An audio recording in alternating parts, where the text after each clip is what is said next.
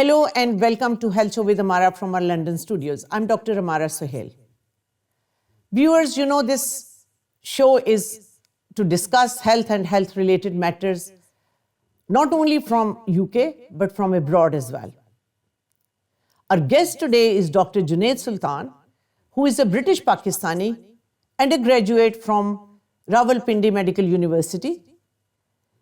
He is an NHS consultant and most importantly, he is known for his advocacy on human rights and equity. He's done enormous charity work to raise funds for medical supplies in Palestine as well as in disaster relief work. He has just returned from Gaza, where he has been providing critical medical care amidst the conflict. We feel so honored that Dr. Junaid Sultan is joining us by video link. Let's welcome Dr. Junaid Sultan. Thank you very much, Dr. Sultan, for joining us. And I can only say that your work in Gaza has been nothing short of extraordinary. And we would love to hear your stories from Gaza. But before you tell us more in detail, I would like you to tell our viewers what was the motivation behind you making such an important decision to leave your comfort zone and go to a war-affected area to provide critical medical care? Thank you so much, Dr. Amara. Thanks for having me on board and giving me an opportunity and being part of this awareness campaign and letting people know what are the ground realities. So I really appreciate that. It's a very important question, and you literally hit it very right, that what made me to come out of my comfort zone and go into a war zone and why, and leaving my family behind and everything. I've been an advocate of humanitarian laws and humanity since I graduated, and I've been raising my voice on this issue. And I've been part of the NGOs and humanitarian organizations and been involved in this work. But I just want to let my viewers know that as part of the health ethics, it's very important. The main fundamental behind it is the preservation of human life. And what was noted during the Second World War, that those ethics were very badly broken and they were not respected. And as a result, the lessons learned at that time was that we had to respect the human and healthcare rights. As a result, the international humanitarian laws were being made. And further work on them was done, and the amendments made in the form of Geneva, Hague Convention, and Roman Statute. And it took a lot of time, but you would be surprised to know that there are only two definitions, which basically the whole universally everybody has a consensus on that. One is the international humanitarian laws, and second is the war crimes. And it was by 1990s that ultimately, after 40 to 45 years of hard work, the whole international community agreed on this. But what we noted was that it was not even like 30 years since the end of 1990s that we have started to see the violation of it. And early 2010, the different wars which started in the different parts of the world, like in Syria, Ukraine, Yemen, we started to notice a violation of these international humanitarian laws, which was agreed after a lot of hard work. But the worst example was seen in the case of Gaza. An article which was published in December in Washington Post, which highlighted that the highest number of healthcare workers were being killed in Gaza, which was like in a short duration of 4 months. And now we are 8 months down the line, and that number has crossed about more than 500. Out of 36 hospitals, 31 hospitals been destroyed. So this is quite worrying. And as a doctor, as a humanitarian, as a human being, because the direct impact of the warfare is very different. But as a result of the destruction of the healthcare infrastructure, the silent killer, it can result the devastation, destruction, and the death about 10 times more. And this is essentially used as a part of the warfare. And this is what we, as a humanitarian and as doctor, we should stand and make a voice against. And when I read this article, that was an eye-opening, and that made me to look into it more carefully. And what really happened after that was that one of my own colleagues who works in the hospital next to my hospital, his father was shot in the head, and he was injured for more than 2 weeks. And there was the local neurosurgeon in the Al-Aqsa hospital was already killed, and there was no neurosurgeon in Gaza to help and treat this gentleman. And he himself is a doctor, a surgeon, and he was struggling. He went onto the, like, literally social media, Facebook, Instagram, and he started to make pleas. Can somebody come and please treat my father? And he requested the WHO and humanitarian missions to basically request for that. And you would be surprised to see that the IDF didn't allow any neurosurgeon to go in. He had to then go with plan B, and he had to ask for evacuation of his father to Egypt. But after 24 hours of evacuation, his father died. He was so unwell and he could not tolerate those injuries. So that was another personal kind of experience, and that made me feel like that no, I have to do something. And then I joined the humanitarian missions, and I wanted to basically go and work on the ground. So your decision to go, it was apart from your personal feelings and your desire to help people in crisis. I mean, how easy was it for you to arrange that visit or trip to Gaza? It was not an easy one. And I just give you a bit of a background that, for example, last year when I was planning to go as a part of a humanitarian mission to Ukraine, it was a very easy and very different process. Like my application with WHO, it was a completely different, and I didn't have to go through that much, it was very easy. However, when I was trying to do it for Gaza, I had to face a lot of struggles and a lot of difficulties and hurdles which I have to come across. And to give you another brief example, that to actually enter into Gaza, you have to await 4 approvals. So the first approval you get is in your own home country. Like for example, based in UK right now. So while in UK, I got the first approval. Then I traveled to Cairo, the WHO head office. There I got the second approval. Then between Cairo and Gaza, you have to cross through the Sinai border. So then, on entering the Sinai desert at the border, there is another kind of a check, and I had to get the third approval there. And then, on entering Gaza border at the Rafah, I had to get the fourth approval. All these 4 approvals are essentially by the IDF forces, and at any point you could be rejected and you could be sent back without given any reason to you. And it happened to 2 of my colleagues. So it's a very kind of a tiring and very stressful process. So the process and administration process itself is quite extensive, and it takes a lot of time. You have to go through security checks before you get an approval, and then a lot of other troubles, because I was in an advantage that I have the dual nationality of being Pakistani and British. And because I was traveling on the British passport, I was allowed to go in. If I would have been on just on the Pakistani passport, my application would have been rejected straight away. So there Yeah, are a lot of politics aside, administrative I involved. think we have seen double standards, and we don't want to get into the politics of that. But you mean to say that because you are a Muslim and you are from Pakistan, that created hurdles for you? Definitely, and this is something which we need to highlight to the whole international community, that as a humanitarian, that these things should not be considered, because a humanitarian is a humanitarian who is going with good intentions and is going for the welfare of the people and the society and is standing for the human rights.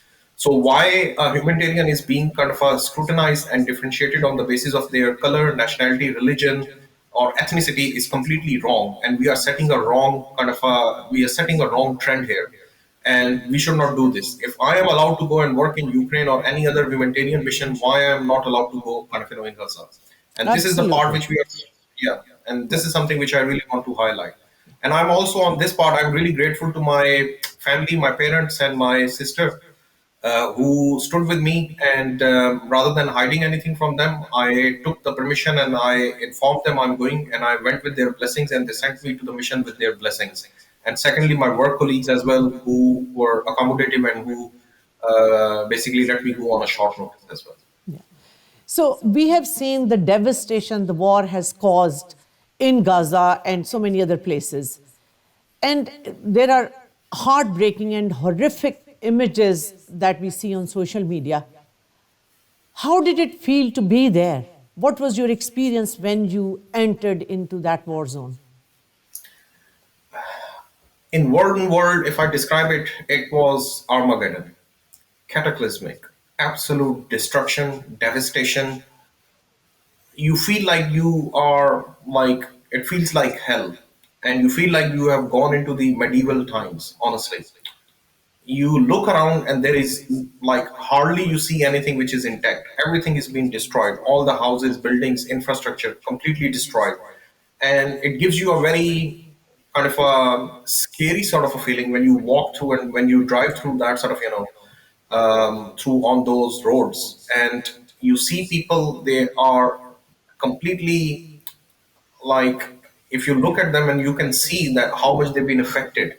They are emaciated, they are malnourished, they are absolutely going through kind of a hell there.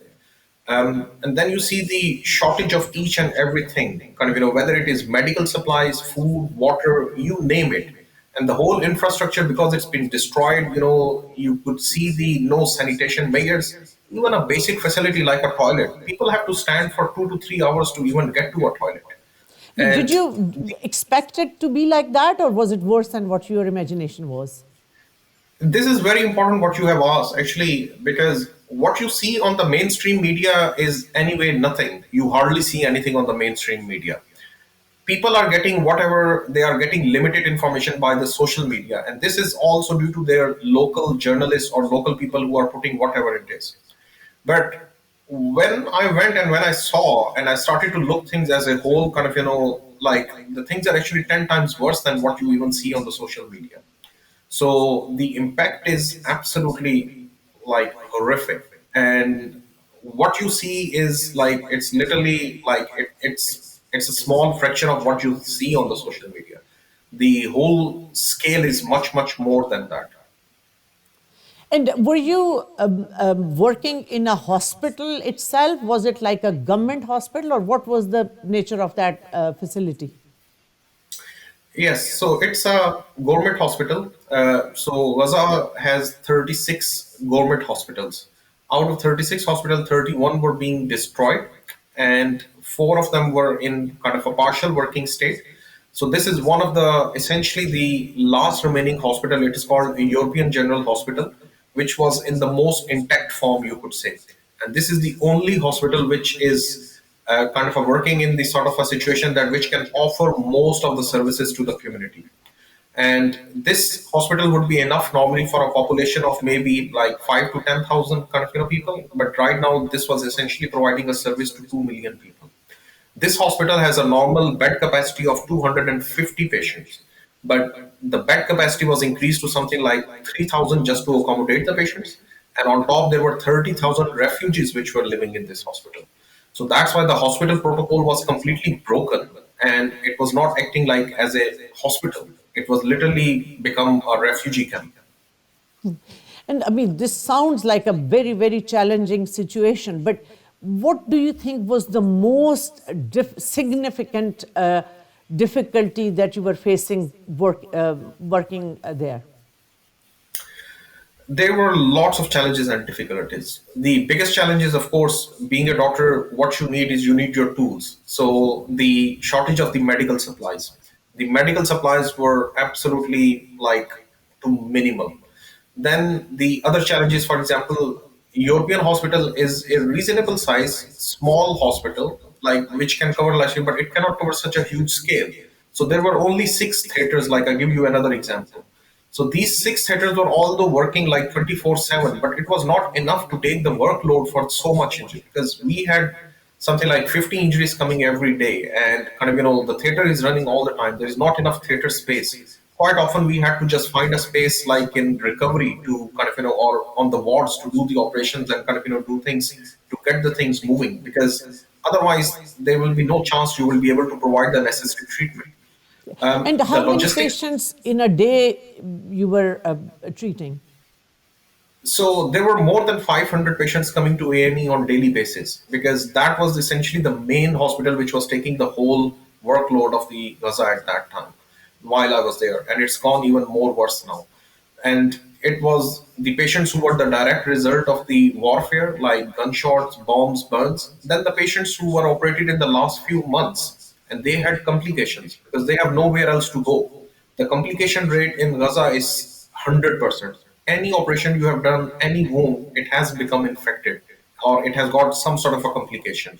And these patients are coming back for medical attention.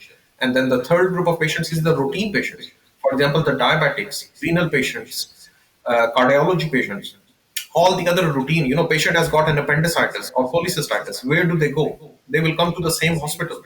And they are being completely missed. Nobody can, because they will even come and there are about 10 gunshot wounds in front of them who are losing life. People are attending them and they will sit there for more than 10, 12 hours and maybe they go home, okay, I'll come tomorrow. And next day, who knows, their appendix might have burst and they could have died just because of that.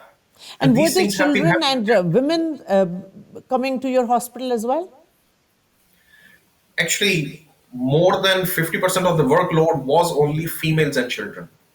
And not only just kind of, directly the gunshot. So I have treated so many children with gunshot wounds, so many children with, as a part of the bombs. So that's what made me question that, is this a war? Because I was expecting I would see some kind of, maybe, like fighters or different people or kind of, different sort of a workload. But what I was seeing was in my practice while I was there, I have not seen a single fighter, but what I seen was that I was treating 70% of them were children and women. I was seeing was like full families. They were coming through the door basically because whenever a bomb was dropped, a whole family got destroyed.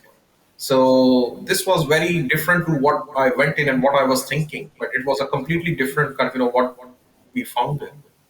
And did you have enough team with you to operate or to do to provide the medical care as you would have in a normal hospital? Or, I mean, you had So challenges there as well. I will take the opportunity to first of all say thank you to the local team. Like they have been working non-stop for the last 6, 8 months without any salary in a voluntary capacity and non-stop without any break. And they do everything to help you in every possible way. They are exhausted, but they won't even say a word. You could feel, you could see kind of, what they are going through, but they won't even say anything. We, as a part of a medical mission, we are allowed to only take certain people onto our mission. We wish we could take more. We could take a big team, like up to 50 people, which could be basically utilized and which like we can make a whole bigger team and which we can coordinate with the local team and we can make it more effective. But unfortunately, we are not allowed. So that's why there is a problem with the staff shortage as well. At times, I operated just literally on my own or with a nurse, with no scrub or with no junior doctor. And junior doctors are hardly there. And you would be surprised to know that the medical students have been stepped up as resident, and they've been doing the role of the resident. And in those situations, I would not think that there was a concept of infection control or providing aseptic, procedures when you had so much workload and there were supplies, they were not enough and all that. So, did you have facilities to anesthetize these patients? So these were some very challenging aspects as well. So, and that was one of the reasons why I mentioned the complication rate is 100% at the moment. Because with that much amount of workload, the normality goes out the door. So the normal sterile measures were very minimal. The equipment was minimal. Sometimes we did not have like enough sterile solutions, and the theater doors were not often closed, and one after another patient is coming. Difficult to even sometimes do proper like cleaning, which you will like to do between the two cases, and sometimes not even enough people to do that job.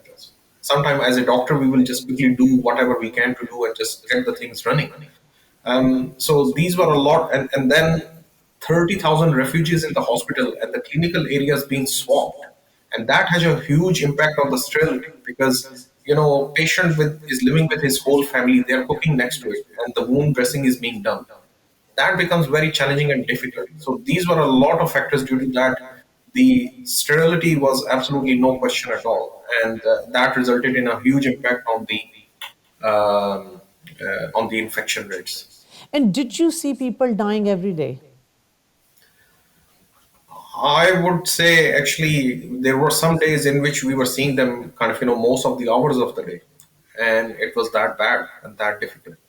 Because We as have healthcare professional, seeing a patient dying is a big thing because you would try your best to save a life. but in situation where you did not have enough facilities, you did not have medical supplies and all that, how devastating it was for you to see people dying where you would have been able to save their lives if it was not in Gaza. It's very difficult and very challenging part. And on top of that, even the worst thing was that, there were patients who we were receiving, and we knew at times that we can't do anything to save them. And the best thing was to keep them comfortable and let them die peacefully, because that's the best you could have done to for those patients, unfortunately. And we didn't even had enough painkillers to give to them. And sometimes they were alone, sometimes they were with some of their family members, and to see them dying so painfully and without any painkillers. So there were some very kind of, painful experiences, which is very difficult to describe. And so, but you are limited due to the situation, what in the circumstances in which you are working, and you try to do best what you can. I'm sure you would have had so many incidents or situations where you felt helpless and devastated. Is there any experience that stood out in your mind and it's difficult to get rid of that?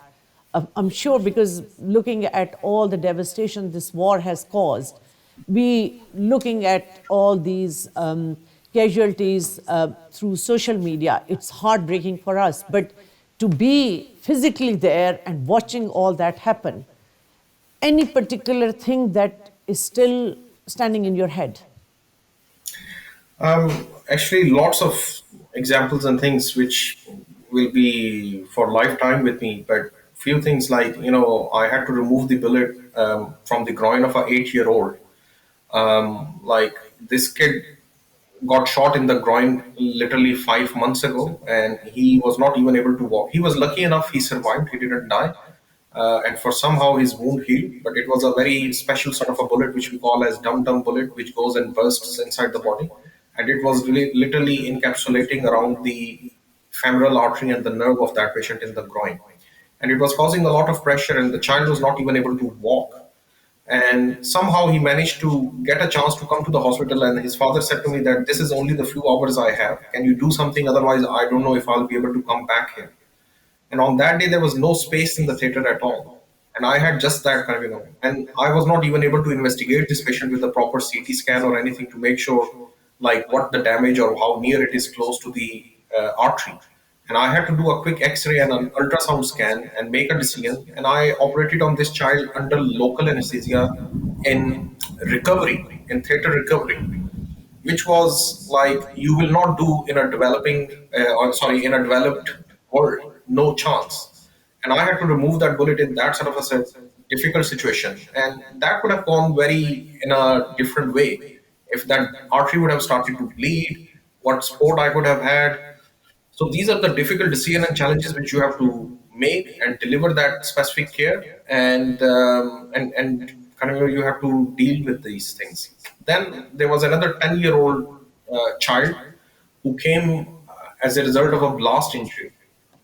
His mother was spot dead, and her body was brought in with her. He was devastating watching her mother, who was dead, and he didn't realize, and he was in extreme agony and pain, and paramedics didn't have anything to give to him, no painkillers at all. But both of his legs were completely destroyed, completely, and they were just literally hanging, kind of, by a small thread of tissue.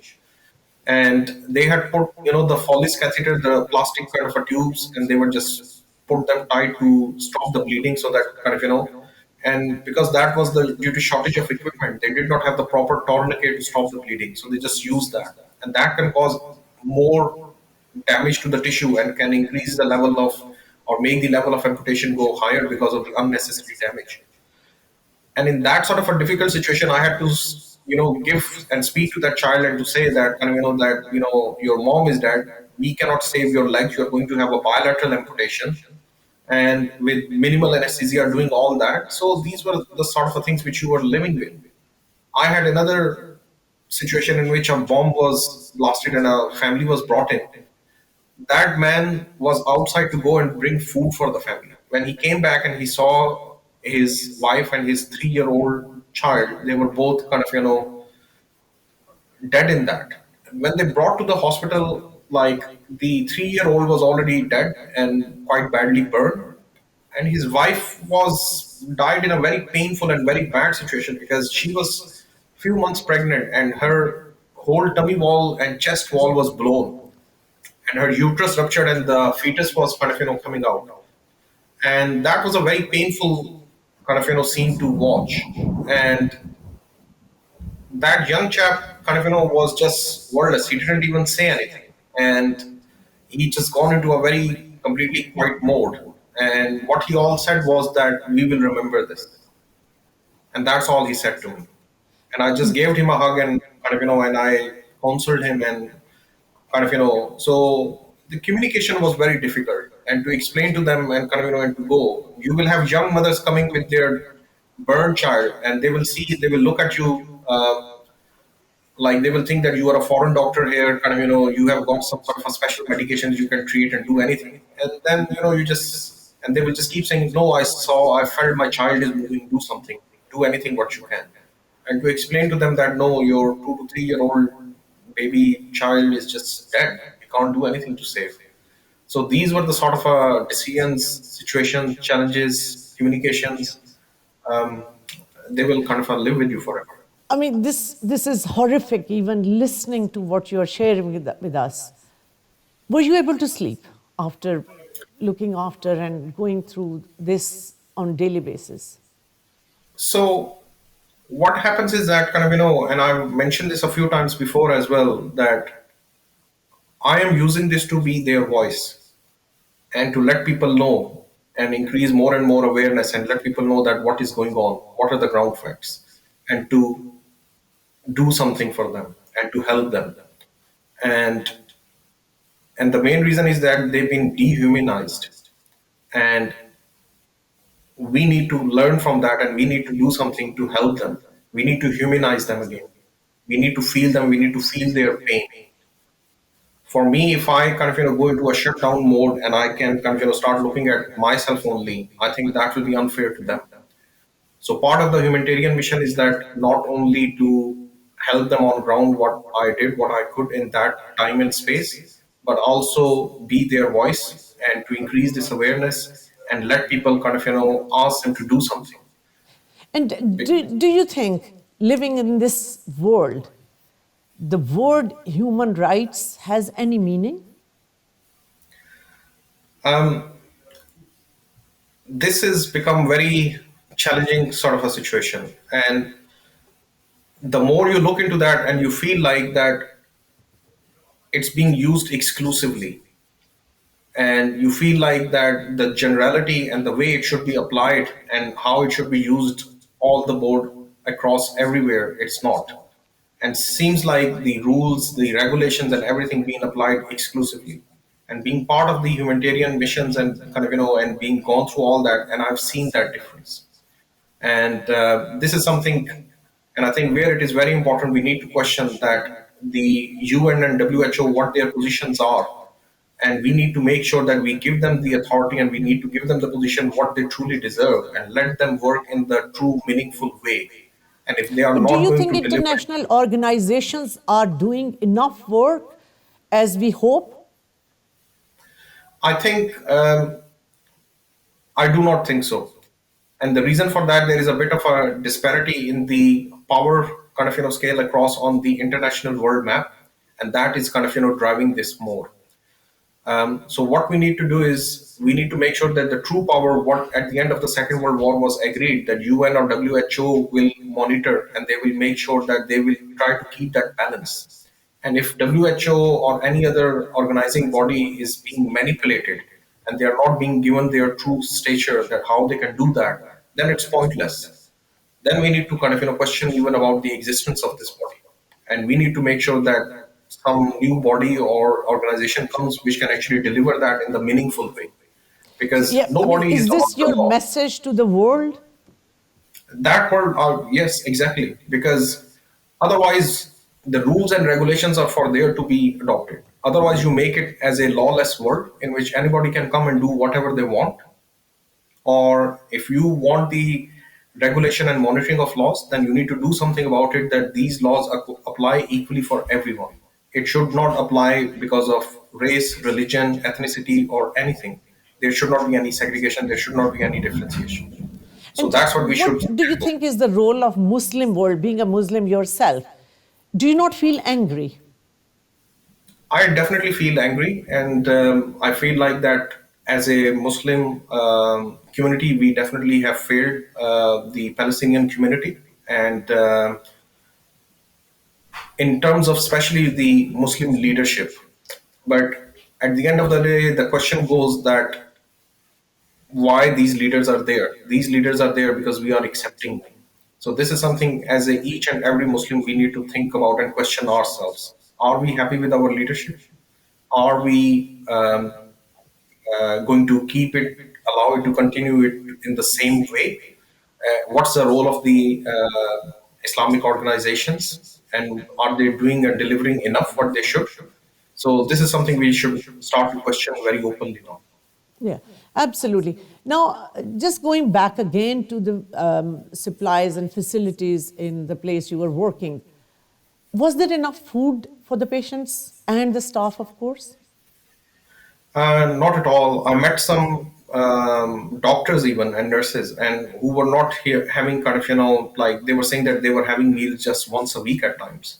I met patients who were absolutely emaciated, and because of lack of the food and starvation, their wounds were not healing. They had reduced immunity. They were not making any progress, and that was causing multiplying the problems essentially. So essentially famine was there, when I witnessed it with my own eyes.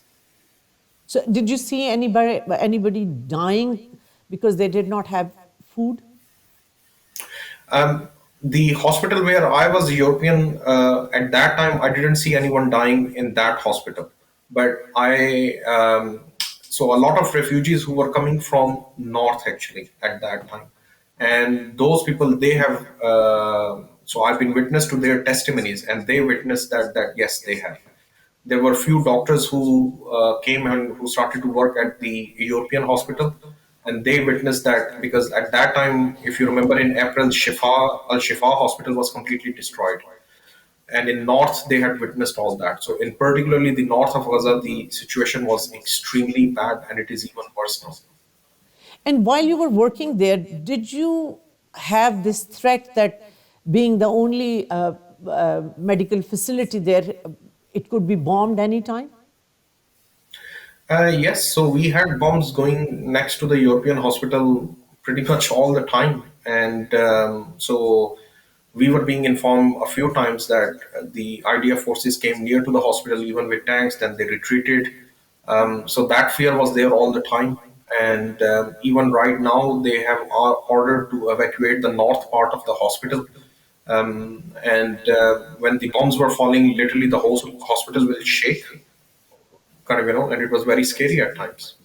And the gunfire wounds were going all the time. And our local Palestinian doctors and police, they were saying to us, please don't stand near the windows. And they were always advising us to stay away and make sure that, you never know any bullet can come through from And any who was direction. giving these instructions for your safety? Was it the hospital staff or somebody else? Just the hospital staff, because they are so familiar with what's going on and everything, and they have witnessed in the last few months, and they basically do everything to ask everyone to take all the precautions, basically. And when they asked you to evacuate a part of the hospital, what was the reason? Were they actually suspecting that there maybe some Hamas members are using it as a hiding place? No, not at all. So we did not see any such activity at the hospital. It was a like any other normal hospital in any other part of the world, which was just full of patients. In fact, overflowing with the patients. And not only that, but there were 30,000 refugees in it, and there were families of the patients who were living in it. It was a normal working hospital like any other hospital in the world. We did not see any other sort of activity which could be questionable. And with your humanitarian work that you have done before, have you seen this kind of devastation anywhere else? No, and that is a very important point which you have raised. And first of all, like if I would ask that I'm going to go and do humanitarian work in any other part of the conflict zone, nobody will ask me that sort of questions. But here, different sort of questions will come. First of all, are you being neutral? And then you have to say that yes, I am still going as a part of medical neutrality. The only thing is I'm not being silence. You have to differentiate silence from medical neutrality. And the second thing is that you have to be just impartial. You go and you deliver your work still as a medical neutrality basis, but being impartial. And you just share the ground facts. And the second question people will start with then question you is that you are being political. And then you need to say to them, no, it's not political. Everything which we do in our daily life matter, it's all political. Our children, they go to schools or universities or any matter in our life, all the decisions and policies are made in the parliament by politicians. Every money, dollar or pound which we give as a tax, it's being decided by the politicians. So if you go and ask these politicians what policies you are making or what you are going to do with our tax money, that's a normal question as a part of your civil society and part of the society, and you question them, and it's a simple accountability. That's not being getting political. So this is very important. People need to differentiate that. And the another thing is that in other parts of the any other conflict zone, which is very interesting and very different. For example, I give you an example, like compared to let's say Ukraine or Yemen or Syria. So there is some sort of an escape zone. You go there and you have some sort of a so something the WHO or UN, they have much more kind of authority control, and they can help you in many different ways. In Gaza, when you are there, you are literally stuck because this place is completely besieged on by air, land, and sea by IDF soldiers, and you cannot enter or go out apart from their approval. And once you are in there and you are stuck, then nothing. You are completely at their kind of mercy, because if they will not allow you to go out, you cannot come out, and they can do anything to you there. And the any action, any medications, any equipment you try to take in there, it cannot be without their authorization. Even a packet of food, it's as simple as that. This is nowhere in any other part of the world. So this sort of a control, this sort of a political barrier, this sort of a power kind of manipulation, and being a humanitarian not able to deliver the work in a true and freely manner, you cannot do that in any other kind of apart from Gaza. It's not applicable in any other part of the world. So this region is completely different to any other conflict zone. So this is very important to understand. And do you think if you were not a Muslim, you wouldn't be going through all these hurdles? Actually, even being a non-Muslim, you still face a lot of problems, but because everything is still controlled and the rules and regulations apply. So the only thing which makes you different is that, and which is very important to understand, that for some reason, anybody with the any Western nationality, they are still able to go in and are authorized much more easily. So if I am a Muslim and I declare my nationality as Pakistani, Bangladesh, or Sri Lankan, I will be straight away refused. I won't be even allowed to go in. So that is something very important to understand. So they play it in such a interesting way so that they completely don't come out as kind of like make it look like, but they still play it very cleverly. But one thing which has very happened very obvious, that if you do not have a Western nationality, you will be in extreme trouble, and you could face like severe consequences. So they do not make you feel like that just being a Muslim is a barrier, but they try to play it cleverly with nationality basis, basically.